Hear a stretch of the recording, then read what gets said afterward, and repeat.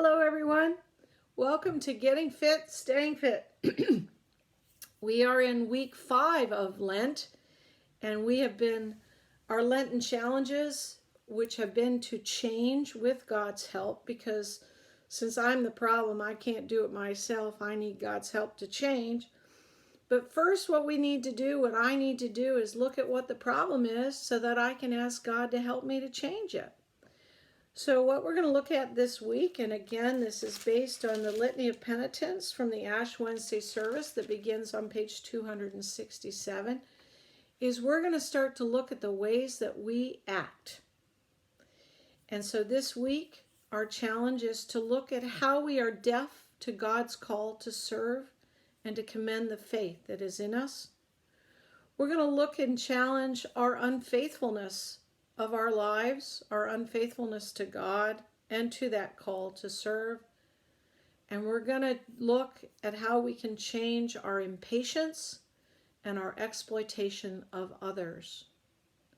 So we are deaf to God's call to serve others, call to care for others, call to lay down our lives for our friends, and to proclaim through thought and word and deed the good news of God in Christ that we carry within us.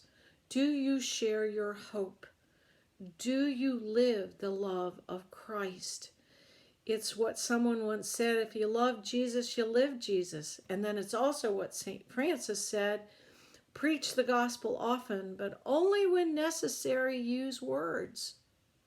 So our challenge is to look at the ways we do and we don't serve as Christ has called us to, and how we can be faithful to that faith that has been given to us, and to live what Jesus has taught us based in that faith.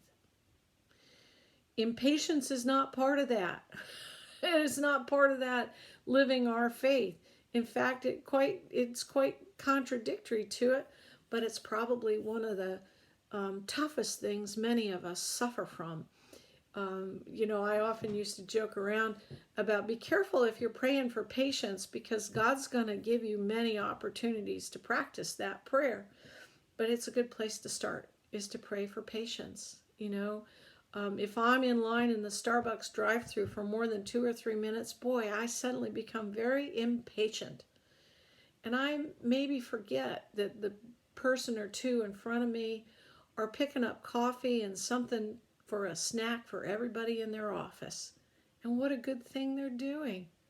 But if I'm impatient, I'm only thinking about myself. So that's the other source of how to overcome that, is to think of others first. And that segues us into our exploitation of other people. When I'm exploiting somebody else, when we're exploiting other people, we're only doing something for them to get something in return. We have a very transactional relationship that is very self-serving, and we're not thinking about how our actions affect them, because really we don't care. We just want what we want from them, and then they can just go on their way and leave us alone. Thank you very much. So what do we do instead? Is we think about them.